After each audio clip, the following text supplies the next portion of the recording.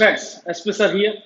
ચલો last lecture ની અંદર આપણે અવકાશ રસાયણ, હા મને ખબર છે ગયો વિડીયો થોડો નાનો બન્યો હતો, પણ એક્ઝેક્ટલી એવું હતું કે જો બધું ભેગું કરવા જાવ તો બહુ વિડીયોની લેન્થ વધી જાય, એટલા માટે મેં બે ટુકડા કર્યા છે. કઈ વાંધો નહીં, આજે ભણવાનું જ છે, હેડો ધ્યાન રાખો તમે. પણ ચાલુ કરતા પહેલા કહી દઉં, જો યુટ્યુબ ચેનલ સબસ્ક્રાઇબ નથી કરી તો પહેલા યુટ્યુબમાં જઈ લિંક યુટ્યુબમાં ખોલો, ચેનલ સબસ્ક્રાઇબ કરો અને આ વિડીયોને બને એટલો શેર કરો તમારા મિત્રોની અંદર, લાઈક કરો, કમેન્ટ્સ કરો, બધું તમે પણ ભણો એ મસ્ત હો. ચલો તો લાસ્ટ લેક્ચરમાં આપણે વાત કરી હતી અવકાશ રસાયણ વિશે. મેં કીધું હતું તમને અવકાશ રસાયણ એટલે શું, કે રસાયણ વિજ્ઞાનની જે શાખામાં કાર્બનિક અણુઓ, ટૂંકમાં આપણા જે અણુઓ હોય એના ત્રિપરિમાણીય બંધારણનો અભ્યાસ થાય, એને આપણે કીધું હતું અવકાશ રસાયણ, જેનો પાયાનો ગુણધર્મ હતો સમઘટકતા. તો લાસ્ટ ટાઈમ આપણે સમઘટકતાની વાત કરી હતી. આજે આપણે એનો બીજો ગુણધર્મ ક્લિયર કરવાનો છે ને એ છે સમતલ્ય ધ્રુવીભૂત પ્રકાશ. ના એવું નહોતું, બીજો ગુણધર્મ હતો કિરાલિટી ગુણધર્મ અને પ્રકાશ ક્રિયાશીલતા. આ બે વસ્તુ ક્લિયર કરવાની હતી, પણ મેં ત્યારે બી કીધું હતું કે આ બે ક્લિયર કરવું હોય તો થોડું ડિટેલમાં જવું પડશે. બસ તો આજે ફૂલ ડિટેલમાં ઘણું બધું આજે શીખવાનું છે, એવી બાબતો કે જે ચોપડીમાં પણ નથી. ક્લિયર? ચલો તો ધ્યાન રાખજો, ઝડપથી સમજાય. હવે મારે જો કિરાલિટી ગુણધર્મ અને પ્રકાશ ક્રિયાશીલતા સમજવું હોય તો સૌથી પહેલા તો મારે એ સમજવું પડશે કે સમતલ્ય ધ્રુવીભૂત પ્રકાશ એટલે શું. ચાલો શીખવાડી દઈએ.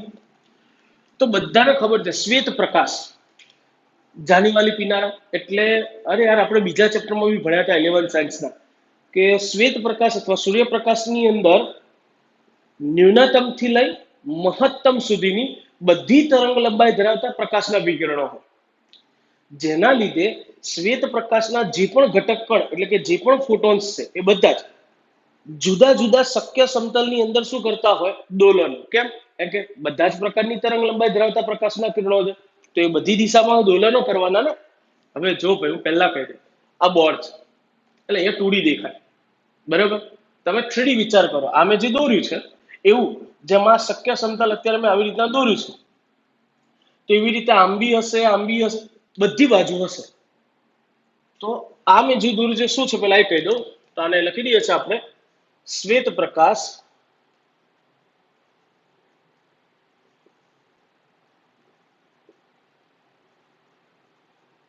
ના ઘટક કણોનું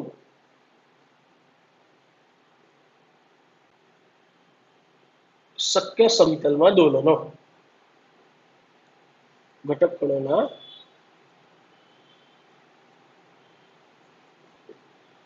એટલે મેં કીધું કે શ્વેત પ્રકાશ હોય એમાં તો બધી જ તરંગ લંબાઈ ધરાવતા પ્રકાશના કણો હશે, તો શક્ય સમતલની અંદર દોલનો થતા હશે. હવે જ્યારે આવા શ્વેત પ્રકાશને તમે શેમાંથી પસાર કરો તો એ છે ટુર્મેનિલ સ્ફટિક, અધરવાઇઝ નિકોલ પ્રિઝમ, અધરવાઇઝ પોલોરાઇડ.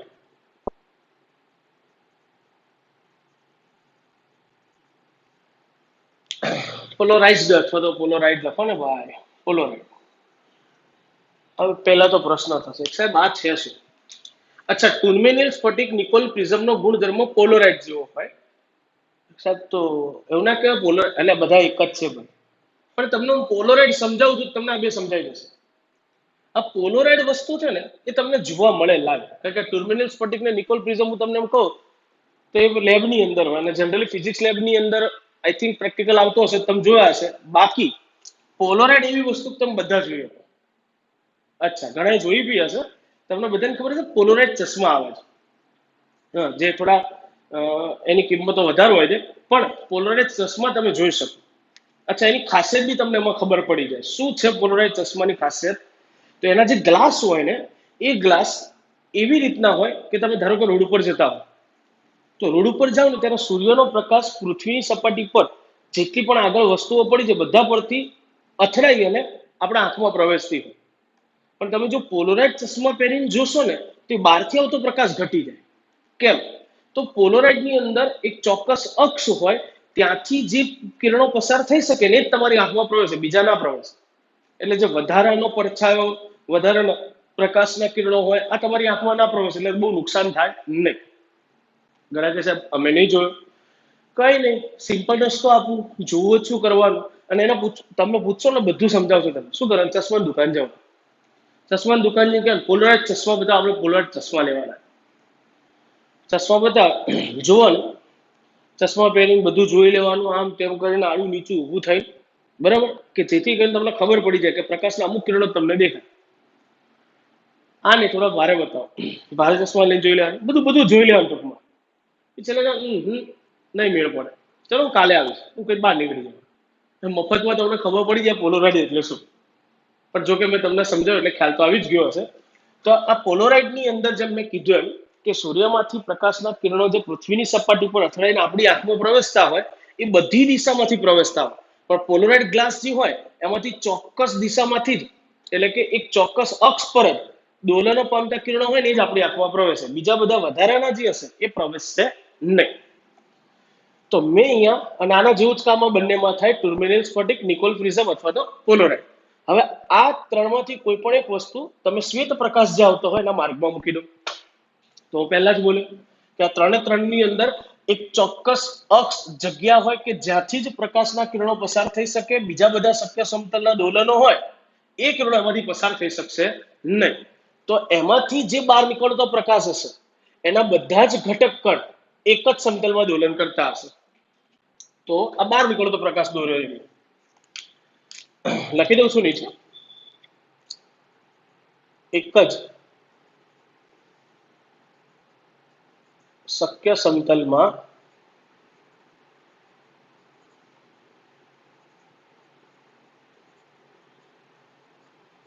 દોલનો કરતા પ્રકાશના કણ.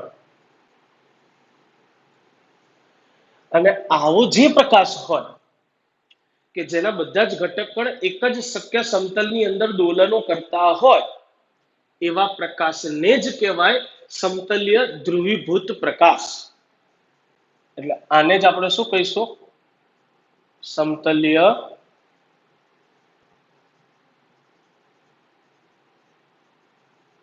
ધ્રુવીભૂત પ્રકાશ. ચલો, તો સમતલ્ય ધ્રુવીભૂત પ્રકાશ છે શું બધાને ખબર પડી ગઈ છે. અચ્છા, એટલું જ નહીં, આ જે સમતલ્ય ધ્રુવીભૂત પ્રકાશ હોય એના બધા જ ઘટક કણો હોય એ એક જ સમતલમાં દોલનો કરતા કરતા આગળ વધતા હોય. અને આવો જે પ્રકાશ હોય ને એના જે દોલનો કરતા કણો હોય ને એના તળને તમે કોણાવર્તન કરી શકો છો યોગ્ય પદાર્થ વડે.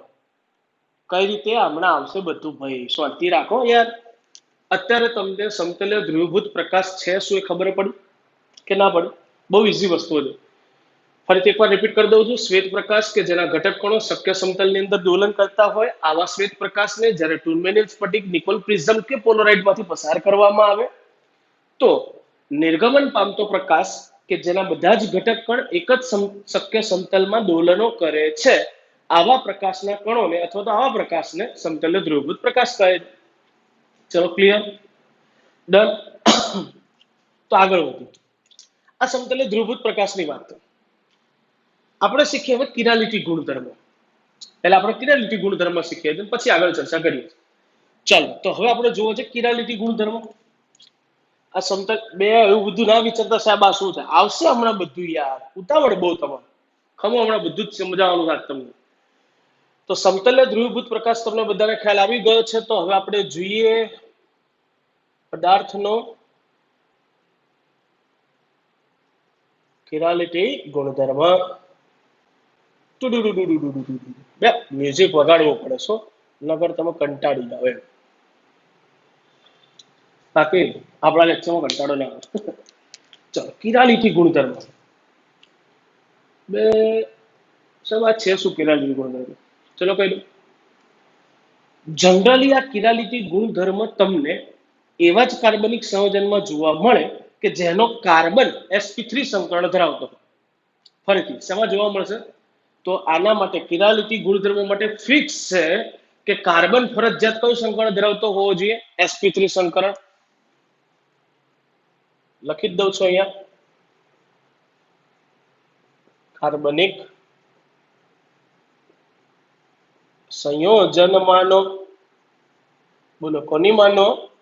કાર્બનિક સંયોજનમાંનો કાર્બન કયું સંકરણ ધરાવતો હોવો જોઈએ? sp3 સંકરણ.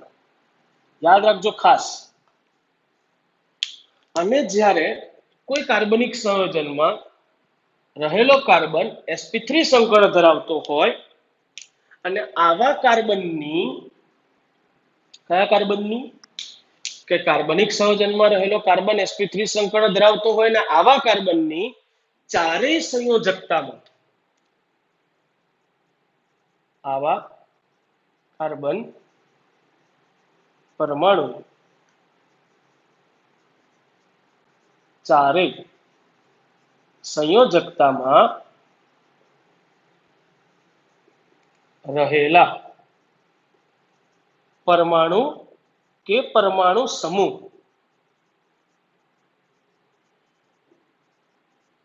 જુદા જુદા હોય તો એ કાર્બનિક સંયોજનમાં રહેલા કાર્બનને, કયા કાર્બનને? કે જે કાર્બનની ચારેય સંયોજકતામાં રહેલા પરમાણુ કે પરમાણુ સમૂહ જુદા જુદા હોય એવા કાર્બનને અસમ કાર્બન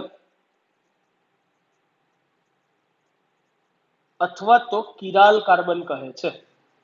ફરીથી, એવા કાર્બનને અસમ કાર્બન અથવા તો કિરાલ કાર્બન કહેવાય. જો ઉદાહરણ આપો એટલે જલ્દી ક્લિયર થાય, ફટાક લઈને ખબર પડે. ઉદાહરણ તરીકે હું ઉદાહરણ લઉં છું દ્વિતીયક બ્યુટાઇલ આલ્કોહોલ.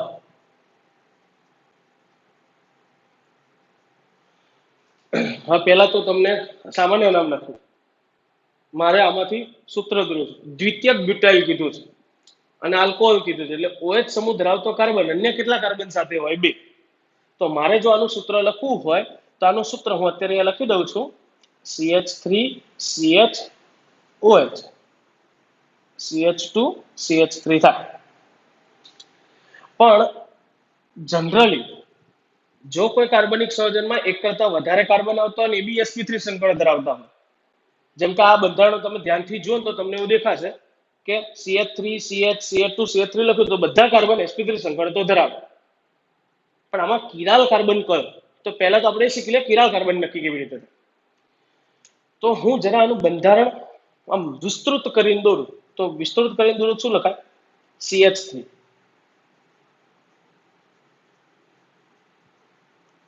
પછી કાર્બન છે, એની એક સંયોજકતામાં હાઇડ્રોજન છે, અહીંયા OH, પછી CH2, એના પછી CH3. ચલો હવે આમાં કિરાલ કાર્બન કોને કહેવાય? તો હું શું બોલ્યો હતો? કાર્બનિક સંયોજનમાંનો કાર્બન sp3 સંકળ ધરાવતો હોય અને એવા કાર્બનની ચારેય સંયોજકતામાં રહેલા પરમાણુ કે પરમાણુ સમૂહ જુદા જુદા હોય તો એવા કાર્બનને જ તમે અસમ કાર્બન અથવા તો શું કહી શકો? Chiral carbon. તો જોઈએ આની અંદર કિરાલ કાર્બન કોણ છે. તમે પહેલો કાર્બન જુઓ તો એની 4 સંયોજકતા, 1 2 3 અને 4, પણ આમાં 3 સંયોજકતામાં હાઇડ્રોજન જ છે, તો એને કિરાલ ના કહેવાય. કેમ? 4 જુદા જોઈએ, 2 પણ સરખા હોય તો ના ચાલે, એટલે આ કિરાલ કાર્બન નથી. આ જુઓ તો 3 હાઇડ્રોજન, એટલે આ પણ કિરાલ નથી. આ કાર્બન કે જેની 2 સંયોજકતામાં હાઇડ્રોજન દેખાઈ ગયા જો મને, તો એ પણ કિરાલ કાર્બન નથી.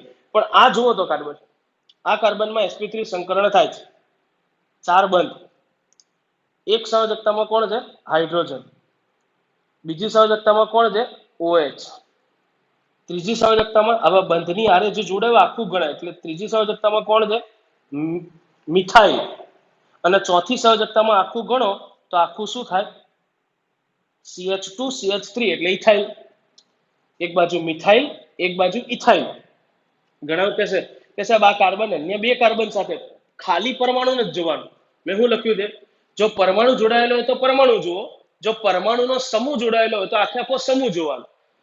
તો પરમાણુ કે પરમાણુ સમૂહ 4 જુદા થવા જોઈએ. તો આ કાર્બનમાં એક બાજુ હાઇડ્રોજન પરમાણુ, એક બાજુ ઇથાઇલ સમૂહ, એક બાજુ મિથાઇલ સમૂહ. બે નામ જ અલગ બોલીએ તો એ તો અલગ જ થયા બંને. અને આલ્કોહોલ તો આ કાર્બનની ચારે ચાર સંયોજકતામાં જુદા જુદા પરમાણુ કે પરમાણુ સમૂહ ગોઠવાયેલા, તો આવા કાર્બનને જો આ રેડ કલર કરી દીધો એને કહેવાય કિરાલ કાર્બન, જેને સી સ્ટાર વડે દર્શાવી શકો. એટલે આવો કાર્બન હોય ને એને સ્ટાર કરી શકો તમે. પડે ખબર કેમ એકલો એકલો સ્પીકિંગ પડી? એટલે જો હું આનું બંધારણ દોરવા જાઉં, અરે ત્રિપરિમાણીય બંધારણ જોઈએ, આનું અવકાશીય બંધારણ, તો આના અવકાશીય બંધારણની અંદર કેવું હોય કે અવકાશીય બંધારણમાં કાર્બન પરમાણુમાં જે સંકરણ થયું હોય sp3, આ કિરાલ કાર્બનની વાત છે, જેની સાથે એક જોડાયો છે હાઇડ્રોજન, એક જોડાયો છે આલ્કોહોલ, એક જોડાયું છે મિથાઇલ. ધારો કે આપણે મિથાઇલ જોનારથી નજીક રાખીએ છીએ. અરે આ મેં ગયા વખતે કીધું તું બેટા, જે ડાર્ક દોર્યું હોય એ આપણાથી નજીક હોય CH3, અને જે ત્રુટક દોર્યું હોય એ જોનારથી દૂર હોય. અને આ લખી નાખું CH2 CH3 ઇથાઇલ. તો આવું થશે. હા પડી? બે ઈઝુ છે, હાવ ઈઝુ છે. પડી ખબર? આનું મેં ત્રિપરિમાણીય બંધારણ જોયું. ઓકે, હવે હું બોલ્યો સાંભળજો, ખાસ ધ્યાન રાખજો. કાર્બનિક સંયોજન હતો જેમાં કાર્બન sp3 સંકરણ ધરાવતો હતો અને સાથેની ચારેય સંયોજકતામાં પરમાણુ કે પરમાણુ સમૂહ જુદા હતા, તો એવા કાર્બન મેં કિરાલ કાર્બન કીધો હતો. અને જેમાં આવો કિરાલ કાર્બન હોય એ સંયોજન કિરાલિટી ગુણધર્મ ધરાવે છે. એવું કેમ? એટલે કિરાલિટી ગુણધર્મ શું છે ખબર પડી જવું જોઈએ. પડી? પણ સાહેબ આ નક્કી કરી દીધા તો એ સમજ. તો આ કિરાલ કાર્બન ધરાવતું કાર્બનિક સંયોજન છે. હવે વિચારો, હું અહીંયા અરીસો મૂકી દઉં અને અરીસામાં જોઉં. અહીંયા આપણે શું મૂકી દીધો? અરીસો. અને અરીસો મૂકીને જો હું આ સંયોજનને જોઉં તો આ સંયોજન અરીસામાં કેવું દેખાતું હશે? તો આ જ સંયોજન મને અરીસામાં આવું દેખાશે, કાર્બન, જેના ઉપર એક હતું હાઇડ્રોજન. આ CH2 CH3 મેં આ બાજુ દોર્યું, પણ અરીસામાં આ બાજુની સાઈડ દેખાય, એટલે અહીંયા દેખાશે મને CH2 CH3. આ CH3 મને અહીંયા દેખાશે.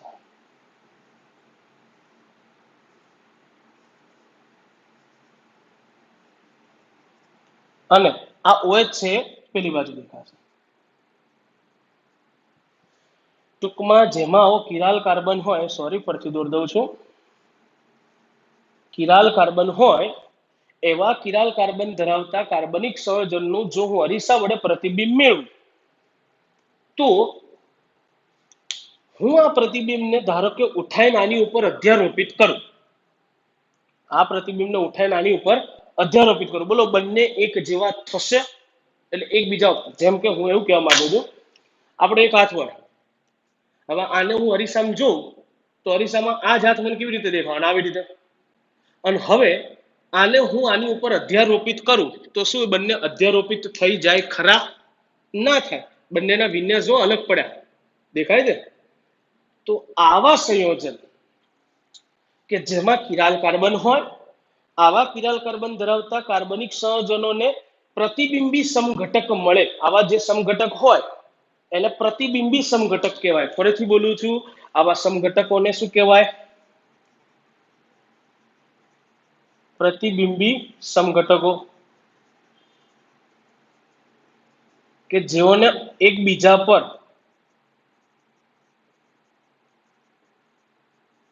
અધ્યારોપિત કરી શકાતા નથી.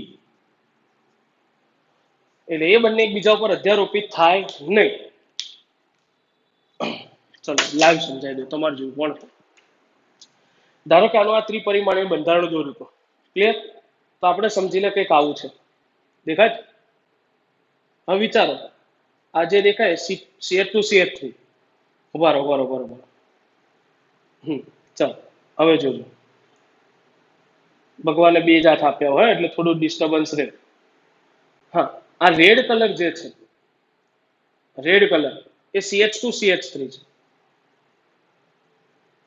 આ કેસરી તમારી નજીક છે, જોનારથી જો નજીક છે, જોનારથી નજીક છે તો એ શું છે? CH3. આ લીલો કલર દેખાય શું છે?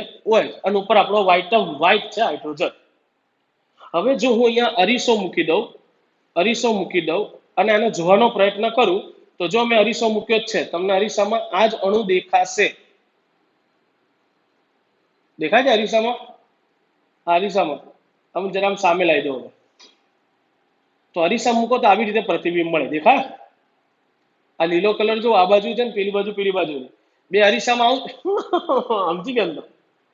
અને હવે વિચારો કે જો હું આને પકડી અને આમને એકબીજા ઉપર અધ્યારોપિત કરવાનો પ્રયત્ન કરું આવી રીતે, તો શું આ અધ્યારોપિત થાય ખરા? જો બધા તાત્યા બધું અલગ અલગ થઈ ગયું, થઈ શકશે નહીં. અને જો આવી રીતે એકબીજા પર અધ્યારોપિત થઈ શકે નહીં, તો આવા સમઘટકોને પ્રતિબિંબી સમઘટકો કહેવાય. અને આવું સંયોજન કે જેમાં કિરાલ કાર્બન હોય, પ્રતિબિંબી સમઘટક મળતા હોય, એવું સંયોજન પ્રકાશ ક્રિયાશીલ સંયોજન કહેવાય. આવા સંયોજન કેવા કહેવાય? આવા સંયોજનને પ્રકાશ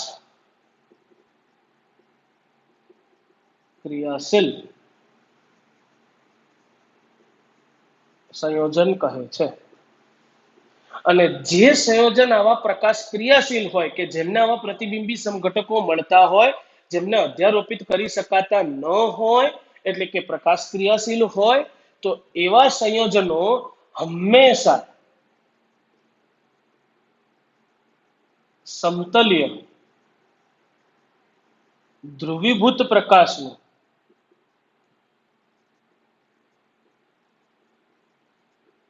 કોણાવર્તન કરી શકે.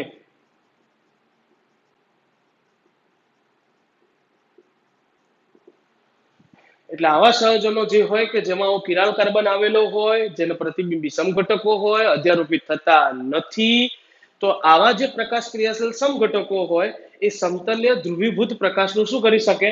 કોણાવર્તન. અને એના આધારે આ જે કોણાવર્તન થાય એના આધારે એને બે સમઘટકો મળે છે. કયા? હમણાં જોઈએ છે.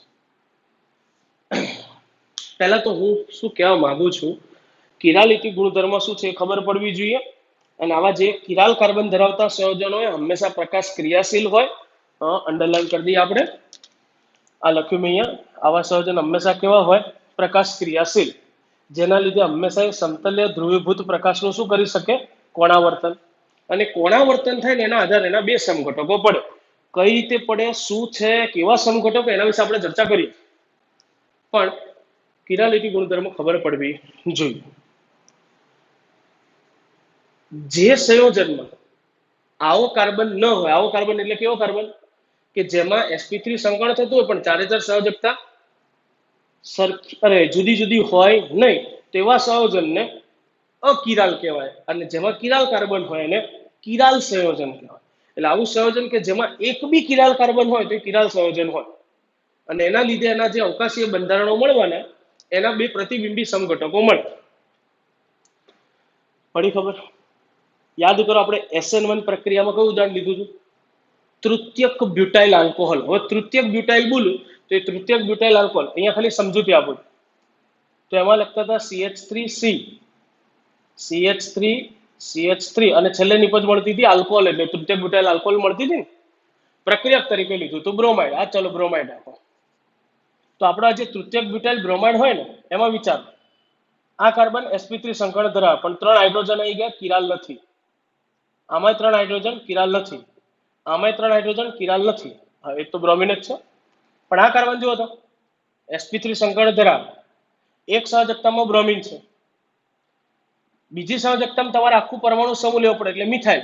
પણ સામે અહીંયા પણ જો મિથાઇલ આવી ગઈ અને અહીંયા પણ જો મિથાઇલ, ટૂંકમાં બે સરખા થઈ ગયા ને, તો આ કાર્બન પણ કિરાલ નથી. તો આપણે જે તૃતીયક બ્યુટાઇલ બ્રોમાઇડ લેતા હતા એમાં કિરાલ કાર્બન નહોતો. યાદ રાખજો. આના વિશે ચર્ચા હું હજી વધુ આગળ કરવાનો છું, પણ આમાં કિરાલ કાર્બન નથી. આ યાદ રાખવું. કિરાલ નક્કી કરતા આવડ્યો કે નહીં? ચલો હજી એક ઉદાહરણ થઈ જાય. મને એવું લાગે છે કે હજી જરૂર છે. ધારો કે હું આવું લખું છું, કાર્બન, CH3, ફ્લોરિન, હાઇડ્રોજન અને બ્રોમિન. તો વિચારો કોણ કોણ કાર્બન છે? બે. આ sp3 સંકળ, આ બી sp3 સંકળ ધરાવે, પણ આના sp3 સંકળમાં 3 હાઇડ્રોજન છે એટલે આ કિરાલ નથી. પણ આનો વિચાર કરો તો જરા, એક સંયોજકતામાં હાઇડ્રોજન, એક સંયોજકતામાં ફ્લોરિન, બીજી સંયોજકતામાં બ્રોમિન. ઘણા કે સાહેબ આ તો હેલોજન જ છે ને બંને, તો સરખા ના કહેવાય બેટા. પરમાણુઓ બદલાઈ ગયા ને, એક ફ્લોરિન છે ને ક્લોરિન છે. આપણે તો પરમાણુથી મતલબ, પરમાણુ બદલાયો એટલે વાર્તા ફિનિશ. તો એનો અર્થ આ બંને અલગ અલગ પરમાણુ કહેવાય. તો ફ્લોરિન બી અલગ, બ્રોમિન બી અલગ, હાઇડ્રોજન બી અલગ, 3 તો અલગ થયો જ ગયા. આ તો ચોથું જો શું છે? મિથાઇલ. તો આ કાર્બનની 4 સંયોજકતા અલગ અલગ થઈ. તો આ કાર્બનને તમે કયો કાર્બન કહી શકો? Chiral carbon. તો એમાં મેં હમણાં તમને થોડી વાર પહેલા કીધું હતું કે જો તમે આ કાર્બન કિરાલ કાર્બન હોય તો આ સંયોજન લઈ અને એનું અવકાશીય બંધારણનું પ્રતિબિંબી સમઘટક મેળવો તો મળશે, અને એને એકબીજા ઉપર અધ્યારોપિત કરી શકાશે નહીં. તો બોલો આ સંયોજન બી કેવું થવાનું? પ્રકાશ ક્રિયાશીલ. ક્લિયર છે? ડન છે? ચાલો, તો હવે પહેલા તો આ પ્રકાશ ક્રિયાશીલતા સમજી લઈએ કે છે શું. આમ તો પ્રકાશ ક્રિયાશીલતા વિશે મેં કહી દીધું, પણ હમણાં મેં કીધું એમ કે આવા પ્રકાશ ક્રિયાશીલ સંયોજનો હોય, જે મેં કીધું ને, જેમાં કિરાલ કાર્બન આવે એ પ્રકાશ ક્રિયાશીલ હોય, એટલે કે એના 2 સમઘટકો મળે. અને જો 2 સમઘટકો મળતા હોય તો એ સમઘટકો દ્વારા આ જે સમતલે ધ્રુવીભૂત પ્રકાશ હતું એનું પુનરાવર્તન કરી શકાય, જેના આધારે એને 2 સમઘટકોમાં ડિવાઈડ કરાય. આમાં જનરલી મેં અલગ અલગ નામ નથી લખ્યા, કહું છું એ કઈ રીતે આવે. ચલો, પ્રકાશ ક્રિયાશીલતા.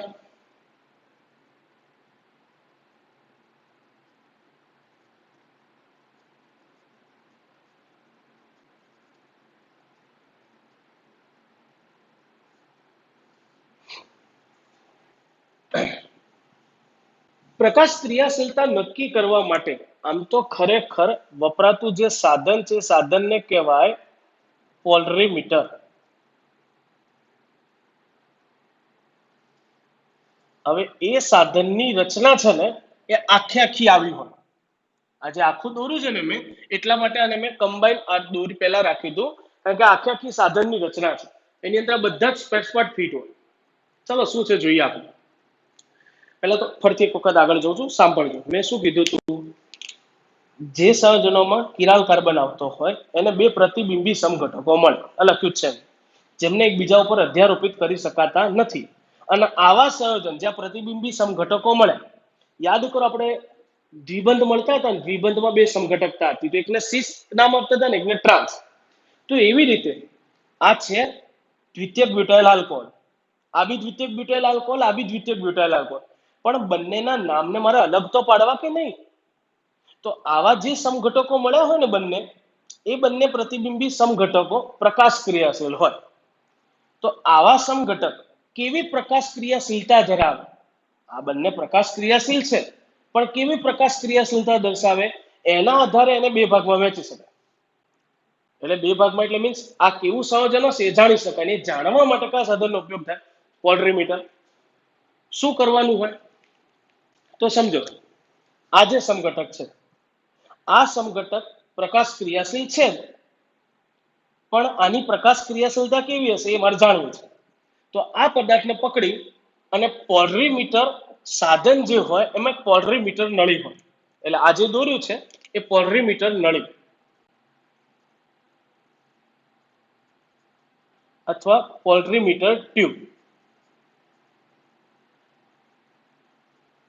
પદાર્થના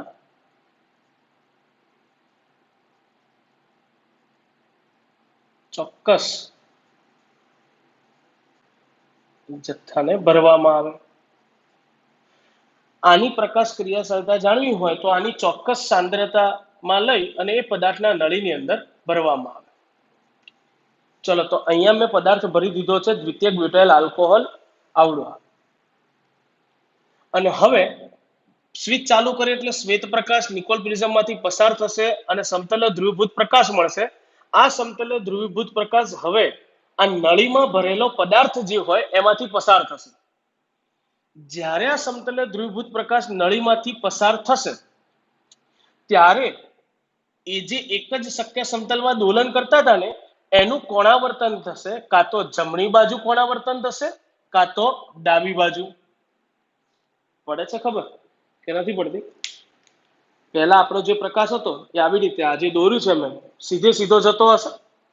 હવે પદાર્થની અંદરથી પસાર થતી વખતે કાં તો જમણી બાજુ કોણાવર્તન પામીને બહાર નીકળે, કાં તો પછી જ્યારે અહીંથી આમ પસાર થતો હોય ત્યારે પદાર્થમાંથી પસાર થવાથી એના શક્ય સમતલના દોલનો કઈ બાજુ થઈ જાય? ડાબી બાજુ. અને એના આધારે એમને બે પ્રકારમાં વહેંચી શકાય. અને એ કયા બે પ્રકાર? તો આપણા ડી અને એલ વિન્યાસ. લખું છું પહેલા અહીંયા, પછી સમજાવું છું હજી કે પદાર્થની ચોક્કસ સાંદ્રતામાં ભરી દો તો પદાર્થ, પણ કેવો પદાર્થ? પ્રકાશ ક્રિયાશીલ. પ્રકાશ ક્રિયાશીલ પદાર્થ વડે સમતલ્ય ધ્રુવીભૂત પ્રકાશના તળનું અથવા સમતલનું કોણાવર્તન થાય.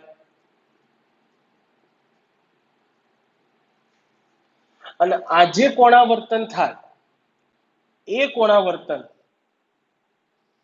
જો જમણી બાજુ થાય તો એવો જે પદાર્થ હોય કે જેને ભરતા તળનું કોણાવર્તન જમણી બાજુ કરે એવા પદાર્થને કહેવાય દક્ષિણ ભ્રમણીય. દક્ષિણ ભ્રમણીય, જેને સામાન્ય રીતે ડેક્સ્ટ્રો સ્મોલ ડી અથવા તો કૌંસમાં પ્લસ વડે દર્શાવાય. એટલે ટૂંકમાં આ પદાર્થ છે દ્વિતીય બ્યુટાઇલ આલ્કોહોલ. ધારો કે મેં તમને કીધું હતું મેં નળીમાં કયો પદાર્થ ભર્યો હતો? તો આના જે બે સમઘટકો મળ્યા હતા ને અવકાશીય, આ બંને અવકાશીય સમઘટકો બંને પ્રકાશ ક્રિયાશીલ છે. એમાંથી મેં આ સમઘટક લીધો હતો, આને નળીમાં ભર્યો હતો અને સમજો કે એણે કોણાવર્તન જમણી બાજુ કર્યું, તો આનું નામ લખો ને ત્યારે નામ લખાય કાં તો પ્લસ દ્વિતીયક બ્યુટાઇલ આલ્કોહોલ. જો પ્લસ ના લખવું હોય તો એની જગ્યાએ લખાય ડેક્સ્ટ્રો. તો એનો અર્થ એવો થઈ ગયો કે આપણો આ જે પદાર્થ હશે એ ડેક્સ્ટ્રો છે. કયો સમઘટક કહેવાય એને? ડેક્સ્ટ્રો, દક્ષિણ ભ્રમણીય સમઘટક. તો યાદ કરો લાસ્ટ ટાઈમ સમઘટકતાના ટોપિકમાં હું બોલ્યો તો અહીંયા લખ્યું હતું ને ત્યારે કે સ્મોલ ડી અને સ્મોલ એલ, ડેક્સ્ટ્રો અને લીવો બે હતી, કેપિટલ ડી અને કેપિટલ એલ. પણ એમાંથી સ્મોલ ડી અને સ્મોલ એલ એ હંમેશા કેવું થાય? પ્રાયોગિક. તમારે દક્ષિણ ભ્રમણે જે નક્કી કરવું હોય તો પદાર્થની ચોક્કસ સાંદ્રતા નળીમાં ભરવી પડે અને એ કોણાવર્તન કરે એના પછી જ તમે નક્કી કરી શકો. એનો અર્થ પ્રયોગ કરવો જ પડે. તો હવે સમજી જ ગયા હશો કે જો સમતલનું કોણાવર્તન ડાબી બાજુ થાય તો એમને કહેવાય વામ ભ્રમણીય. એવો પદાર્થ કેવો કહેવાય?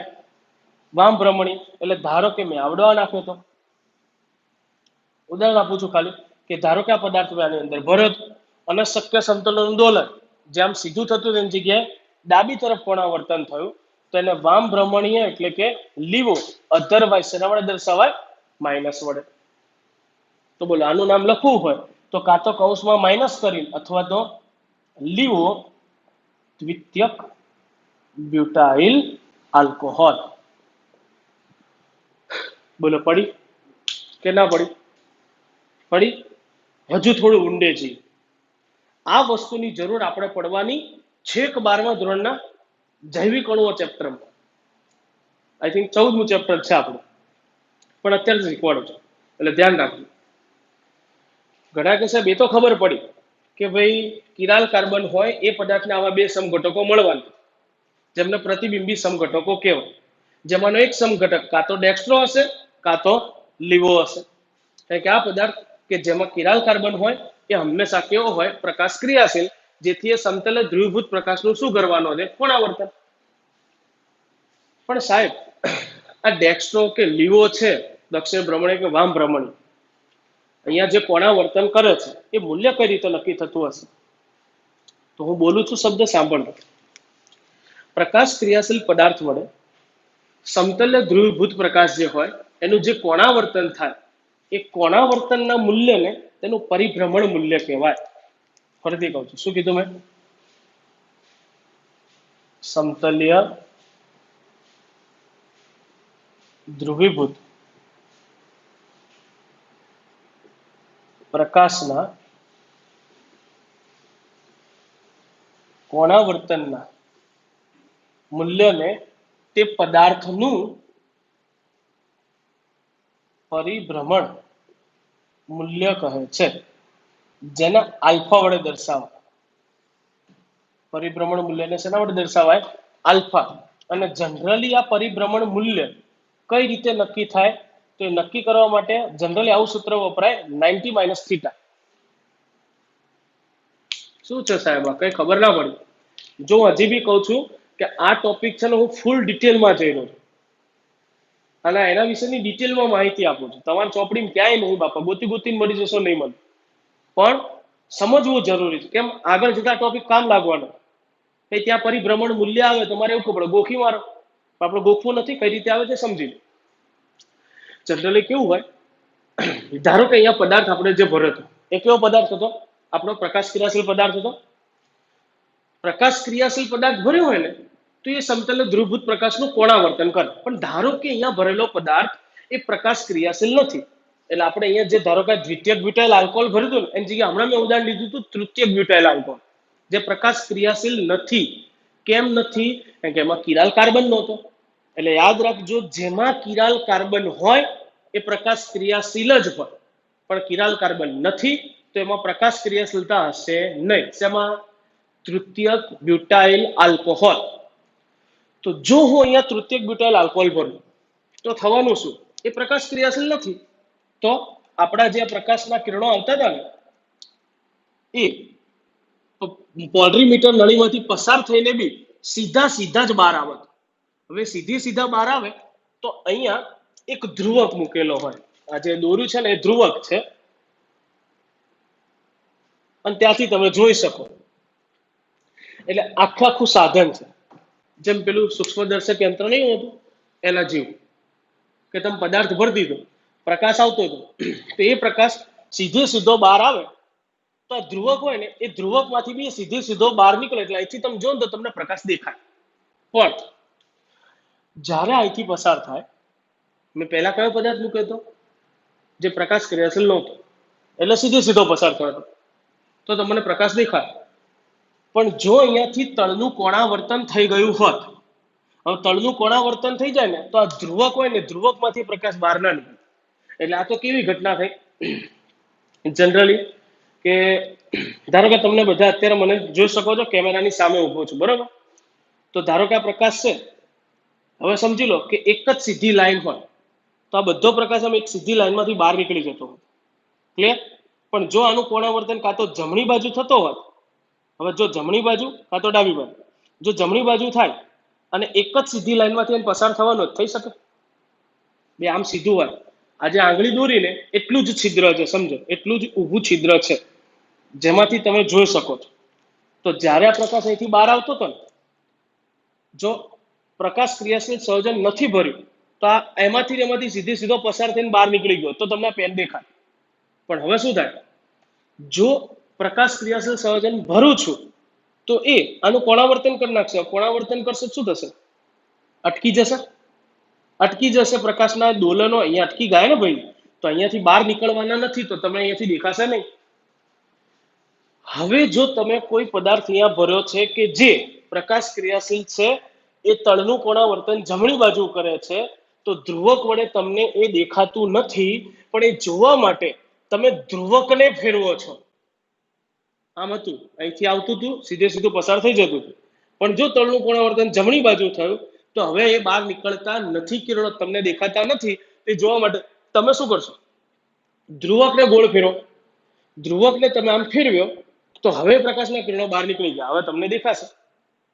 તો ધ્રુવકને તમે જે ફેરવ્યો, ધ્રુવક આમ હતો એટલે 90 અંશે હતો. ધારો કે મેં જમણી બાજુ ફેરવ્યો અને 60 અંશ ઉપર લઈ આવ્યો. બે આ સમજૂતી છે ખાલી. ધ્રુવકને મેં આમ 60 અંશ તરફ ફેરવ્યો. કેટલાય ફેરવ્યો? 60 અંશ. તો 60 અંશ જેવો ફેરવું છું, મને પ્રકાશ દેખાયો, તો મેં ધ્રુવકને કેટલા અંશ, એટલે કે થીટા કેટલો થઈ જશે? 60. અહીંયા મૂકો તો 90 - 60 ઇઝ ઇક્વલ ટુ 30. જવાબ કેવો મળશે? પ્લસ તેનો અર્થ આપણો એ પદાર્થ કેવો હશે? દક્ષિણ ભ્રમણીય. પણ ધારો કે કોણાવર્તન ડાબી બાજુ થતું હશે તો જમણી બાજુ ફેરવવાથી ના દેખાય, એટલે તમારે ડાબી બાજુ જવું પડે. ધારો કે તમે ધ્રુવકને આ બાજુ ફેરવ્યો અને સેટ કર્યો 120 અંશ ઉપર. કેટલા ફિક્સ કર્યો છે? 120 અંશ ઉપર. તો તમારો થીટા થયો 120. તો તમારો જવાબ આવશે 90 - 120 ઇઝ ઇક્વલ ટુ -30 અંશ. જો જવાબ પ્લસમાં આવે છે તો એ સંયોજન ડેક્સ્ટ્રો થશે. જો જવાબ માઇનસમાં આવે છે તો એ સંયોજન કેવું થશે? લીવો, વામ ભ્રમણી.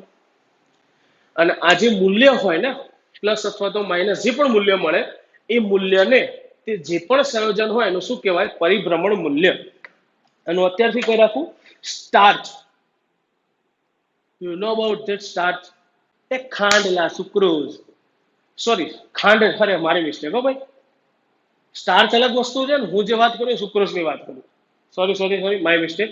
સુક્રોઝ બધાને ખબર હશે, C12H22O11. ભણશું પછી, પણ અત્યારે ખાલી કહી રાખું. એ સુક્રોઝ બી કિરાલ કાર્બન ધરાવે છે અને એમાં પણ પ્રકાશીય સમઘટકતા જોવા મળે, પ્રતિબિંબી સમઘટકો હોય. તો એનો અર્થ એના જે સમઘટકો હશે એ કેવા થશે? કેવા થશે? બોલો બોલો બોલો બોલો. હા, કીધું તો ખરી, પ્રકાશ ક્રિયા છે. તો એ સમતલ ધ્રુવભૂત પ્રકાશનું શું કરશે? કોણાવર્તન. અને એનું કોણાવર્તન ડેક્સ્ટ્રો થાય, દક્ષિણ ભ્રમણીય, ત્યારે મૂલ્ય મળે છે +66.5. તો આવું એક મૂલ્ય આપણે આગળ શીખવાના છે. તે +66.5 લખ્યું છે, કેવી રીતે મળ્યું હશે એ મારે તમને સમજાવવું, અને હવે તમે સમજી બી ગયા હશો. તો આપણો આખો ટોપિક બધાને ક્લિયર હશે. અહીંયા મેં એક સમઘટકતા ચલાવી દીધી, કઈ? સ્મોલ ડી અને સ્મોલ એલ સમઘટકતા. મેં કીધું તું જે કેવી હોય? પ્રાયોગિક પ્રયોગ કરવા તમારે એની જરૂર પડે પોલરીમીટર સાધનની, જેના પોલરીમીટર નળીમાં ચોક્કસ જથ્થામાં એટલે કે ચોક્કસ સાંદ્રતામાં પદાર્થ ભરી અને તમે એનું કોણાવર્તન શોધી શકો છો. એટલે કે એ પદાર્થ કાં તો ડેક્સ્ટ્રો હશે કાં તો કેવો હશે? લીવ. ડન છે? ક્લિયર છે? તો હવે આપણે ભણવાની છે કેપિટલ ડી અને કેપિટલ એલ સમઘટકતા. પણ આપણે જોઈશું. ટુ બી કન્ટિન્યુ નેક્સ્ટ ટાઈમ. વિડીયો કેવો લાગ્યો કમેન્ટ્સ કરજો, પ્લસ શેર કરો, અને સબસ્ક્રાઇબ ના કરો સબસ્ક્રાઇબ કરો. ઓકે, બસ તો આજે અહીંયા સુધી રાખીએ. બાકી ટુ બી કન્ટિન્યુ નેક્સ્ટ ટાઈમ. ઓકે, ચલો બાય.